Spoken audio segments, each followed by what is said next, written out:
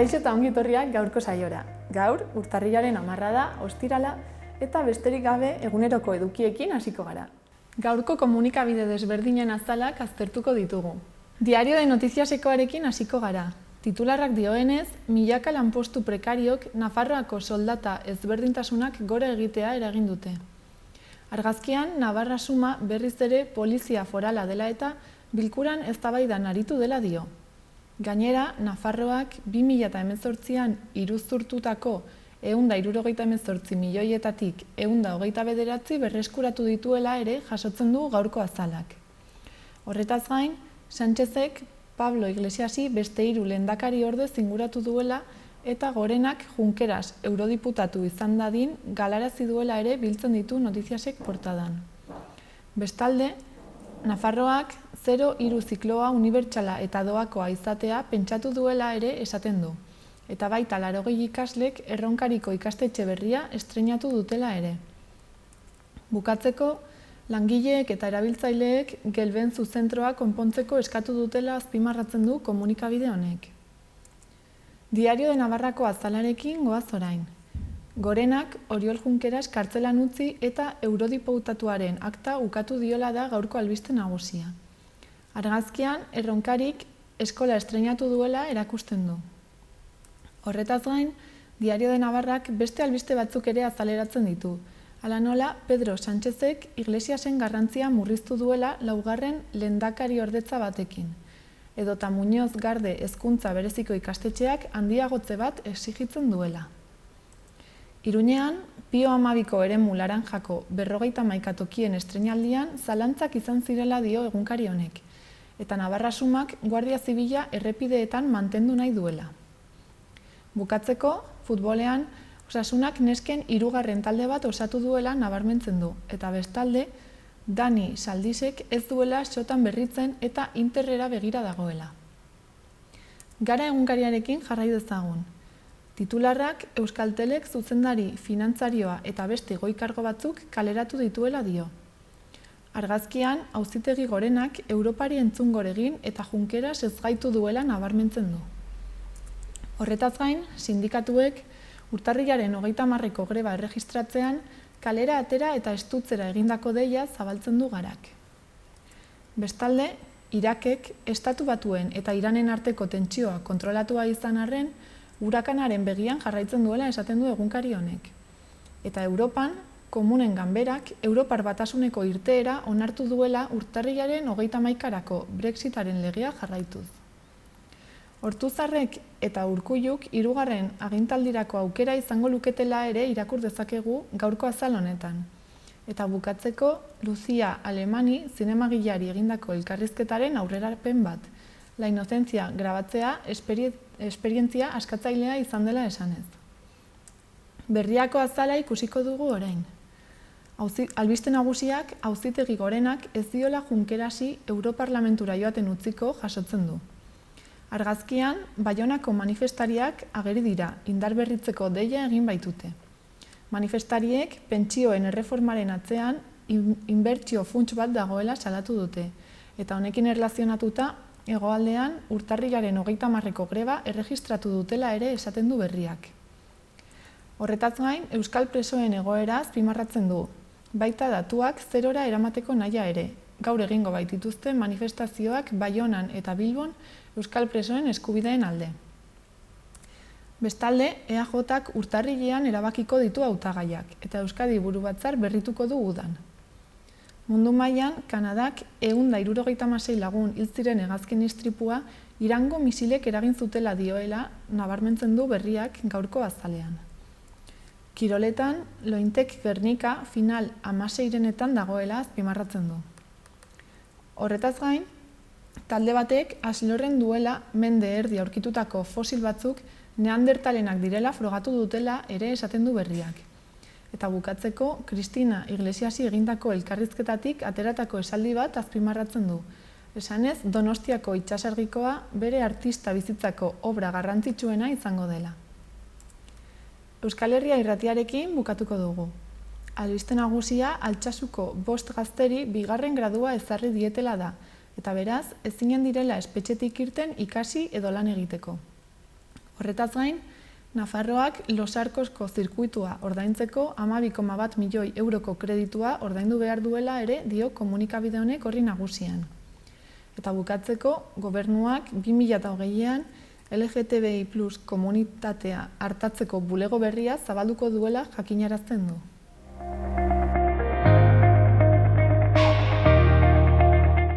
Gaurko eta asteburuko eguraldiaren iragarpena ikustera goaz orain.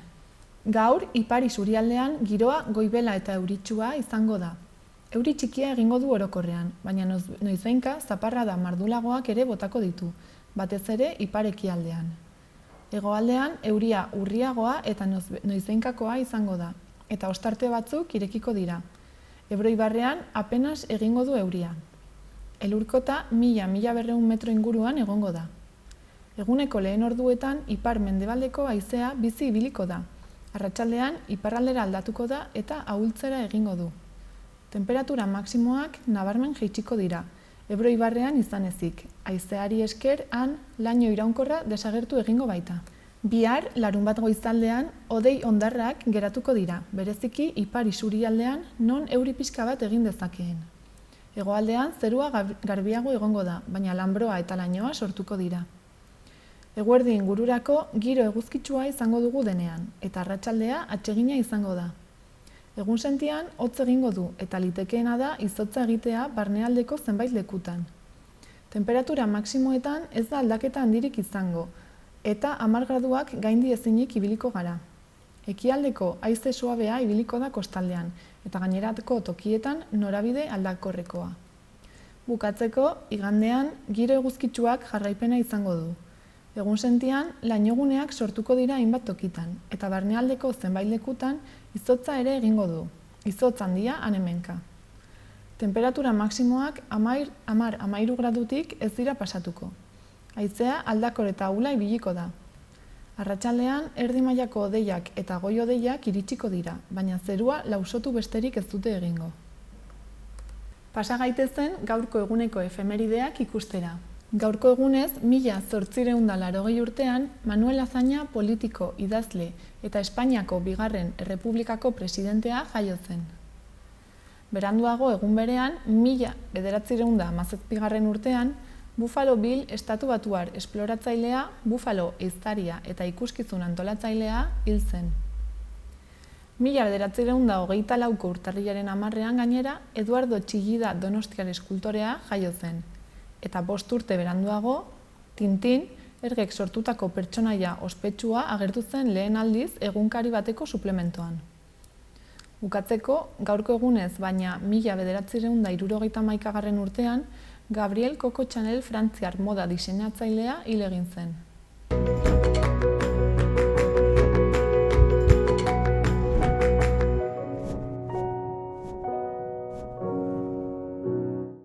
Udalerrietako albisteak ikustera joango gara orain.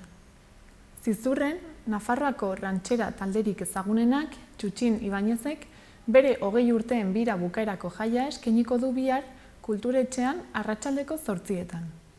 Kontzertu honetan, lagun artistez inguratuta arituko da, eta sarrerek 8 euroko prezioa dute. Hurrengo asteburuari begira, bestalde, aurrentzako antzerkia egonen da arratsaldeko 6etan 4 euroko sarrera ordainduta, eta beranduago, konpainia berak, Iluna Teatrok, beste antzezlan bat eskainiko du helduentzat 6 euroren truk, kritika eta umorea uztartuz. Atarrabian, iraupen eski ateraldia antolatu dute 12 eta 30 urte bitarteko gazteentzat. Eskiatzera urtarrilaren 26ean joango dira, goizeko 8etan abiatuta. Baina joan ahal izateko izena eman behar da aste hau bukatu baino lehen Gaztelekun. Erroldatuek 20 euro ordaindu beharko dituzte, eta besteek 30. Prezio honen barne, autobusa, forfaita eta ekipamenduaren alokairua sartzen dira. Gainera, autobusa Atarrabian, Uharten eta Mutilban geldituko da gazteak jasotzeko. Horretaz gain, bihar, Peter Rabbit aurrentzako zinea eskainiko da kulturetxean arratsaldeko 5etan euro baten truke. Eta hurrengo egunean, igandean, magia erakustaldia izanen da arratsaldeko 7:30etan 5 euroko sarrera ordainduta. Magia ikuskizuna 12 urtetik aurrerako aurrei dago zuzendua, eta agertokian Pedro Hirugarrena nafar ilusionistak bere 25 urteko ibilbidean egindako magia saiorik ikusgarrienetako batzuk eginen ditu. Hurrengo ostegunean, urtarrilaren 16an, emakumeen zineforuma egongo da, Mujeres del siglo XX filmarekin. Kulturetxean izango da, arratsaldeko 7etan. Emakumeen eskubideak aldarrikatzen dituen errebeldia istorio unibertsala ikusteko aukeraz gain, ondoren, eztabaidatzeko aukera izanen da, Maria Castejon, historian doktorea, idazlea eta blogaria moderatzaile izanez. Maria Castejon gainera aditua da genero errepresentazioetan eta ikusentzunezkoetan. Urtarrilaren 26 arte, gainera, beste jira lehiaketara aurkeztutako lanak ikus daitezke kulturetxean. Bestalde, eta bukatzeko, aipatzeko modukoa da, udalak kulturetxean eguzki plakak jarri dituela. Horrek bi ondorio izanen ditu. Batetik, aurreztu eginen da, eraikinak argindarrean duen kostua. Eta bestetik, ingurumenera kutsagarri gutxiago isuriko dira. Gainera, udal jasangarritasuna hobetze aldera, udalak bi bizikleta elektriko erosi eta ibilgailu elektrikoendako kargatoki bat jarri du Pedro de Atarrabia karrikan. Hau guztia Nafarroako gobernuko laguntzarekin. Amaitu dezagun Iruñeko albisteekin. Iruñeko udalak eta Ilundain fundazioak 150 abiakutxa baino gehiago jarri dituzte hirian, 7 ikastetxeetako ia 700 ikasleen laguntzaz. Lehen hurbilketan, aterpeak proiektuaren kutxetatik 100 batek dituzte okupazio aztarnak, gehienak kaskabeltzenak eta amilotxenak. Jarduera hauek lankidetza hitzarmen baten barruan daude, zein bi entitateek sinatu baitzuten. Iruñeko hegazti populazioaren diagnostiko bat egiteko, hiriko biodibertsitatea sustatu eta mantentze aldera. Halaber, proiektuaren bidez, hiriko hegaztiei buruzko edapena eta sentsibilizazioa egin nahi da ikasleen artean. Ingurua haiekin partekatzen baitute. Gaur gaurkoz, proiektuari esker, 5 gazte, 3 gizon eta 2 emakume, kontratatu ahal izan dira, zurgin lanetarako, eta 2021 arte guztira 18 lan kontratu aurreikusi dira. Hiriko 7 ikastetxe publikoetako ia 700 ikaslek lehen hezkuntzatik batxilergora parte hartu dute aterpeak proiektuaren barruan egindako ingurumen hezkuntzako jardueretan. Udazkenean, helduenek abiakutxak eraiki zituzten, eta inguruko parkeetako zuhaitzetan jarri. Kasu batzuetan ikastetxeetako barrutian bertan. Aldez aurretik ikasleek eremuko hegazti eta beste animaliei buruzko azalpenak jasotzen zituzten, proiektuko teknikarien eskutik.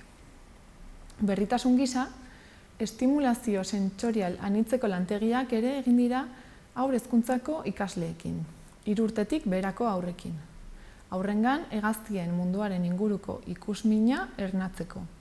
Zentzumenak batez ere ukimena eta ikusmena erabiliz. Aurre ikusitakoaren arabera, udaberrian, apiriletik maiatzera, 2. jarduera sorta eginen da. Abiakutxen okupazioa ikuskatze aldera. Jarritako 122 kutxetatik jada 89 ikuskatu ziren arren, 2019ko udazkenean jarri baitziren. Emaitzek hasiera batean esperotakoa gainditu dute, izan ere, kutxen 154 okupatu dira. Horretaz gain eta bukatzeko urtarrilaren 13tik hasita, emakumeen etxeak urteko lehen 6hileko honetarako antolatu dituen ikastaro eta lantegietan izen emateko aukera irekiko da. Hitzaldiak, erakusketak eta irakurketa klub feminista bat ere badaude programazioan. Hau guztia udalaren webgunean kontsulta daiteke.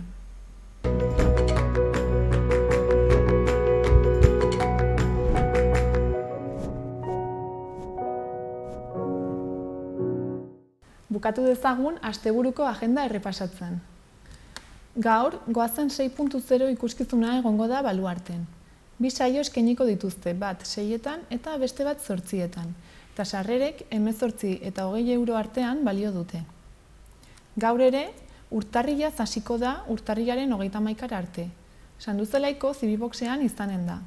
Kontzertuak ostiraletan izango dira 7:30 sarrera librearekin lehenagotik gonbidapena eskatuta. Asteazkenetan konferentziak ospatuko dira eta erakusketa bat ere egonen da. Bihar, goizeko 12etan, sormenezko esperientzia eskainiko da pigmentu naturalak erabiliz Kondestableko Zibiboxean, 1 eta 3 urte arteko txikiei zuzendua, eta sarrerek 2 euroko prezioa dute. Bihar ere eta Kondestablen, baina arratsaldez, familiendako zinema egonen da euskaraz. Biki Bikingoa filma ikusteko aukera izanen da arratsaldeko 5:00. Bihar ere, 7:30 hasita, Desolation Metal Festen 2. edizioa izanen da zentralen. Sarrerek 12 euro balio dute aurrez erosita eta 15 euro lehiatilan erosiz gero. Egun berean, Johann Straussen urteberriko kontzertu handia egongo da Gaiarren arratsaldeko 8:00. Sarrerek 40 eta 44 euro arteko prezioak dituzte. Etzi, igandean, eguerdiko 12etan, La Pamplonesak kontzertua eskainiko du Miserikordiako etxean sarrera librearekin. Eta 12:30etan, Kondestablen, Iruñako Ganbera abesbatzako haur eta gazteen abesbatzak erakustaldia eginen du. Igandean ere, baina arratsaldean, El Cascanueces Errusiako balet klasikoa egonen da ikusgai Baluarten arratsaldeko 7:00. Sarrerek 30 eta 35 euroko prezioa dute. Igandera arte gainera, Star Warsen erakusketa ikus daiteke Baluarten 8 euroko sarreraren truke. Bukatzeko, denbora gehiago izanen da 3 hari hori erakusketa bisitatzeko Ziudadelako labean, otsailera arte egongo baita. Orain eta gaurko saioarekin bukatzeko Nerabe taldearen Toki On kantaren bideokliparekin utziko zaituztegu. Asteburu ona pasa eta astelehenera arte.